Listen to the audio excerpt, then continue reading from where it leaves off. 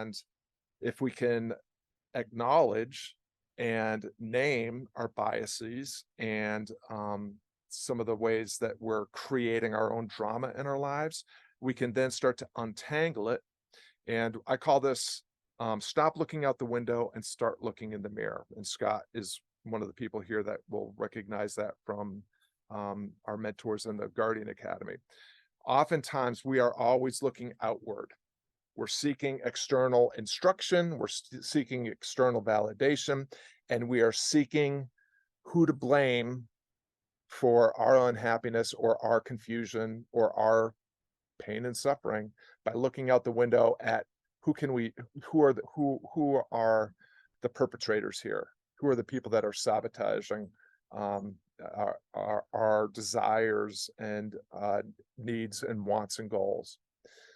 But the fact of the matter is, the only way that you're going to stop playing the blame game, the only way that you're going to stop or escape the identity trap is if you start taking a hard look at yourself in the mirror. So I like to say, when people, when clients come to me and they say, I need to find myself, there's this idea that somewhere out the window is my calling, is my purpose, is the work I'm meant to do now, whatever you want to call it.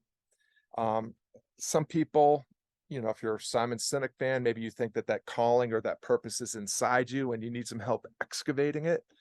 My assertion is it's not out there and it's not in here. It's you don't need to go find yourself. You need to face yourself.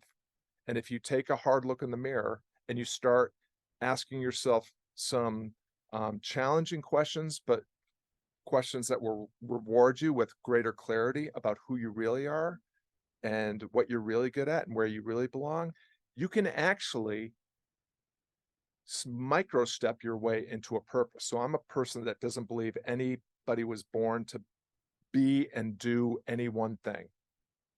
I don't believe in what Simon says. Your purpose is not fixed at age 20 and it's yours for the rest of your life. I think that's absolute and utter BS. Your purpose will iterate and evolve over time because guess what?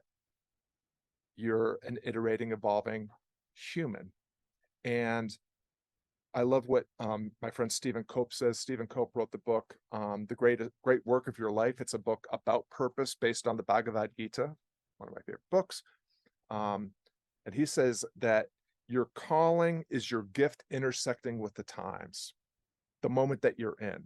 And that if you have this sense of, who you are around values and guiding principles and maybe vision of the kind of world you want to live in, and you have explored some of your talents and gifts, not the hard skills that you learned in school and on the job, but the natural instincts, intuition, just the things that you've always had a natural proclivity for and a natural talent for, then you can start stepping into or creating a purpose for yourself.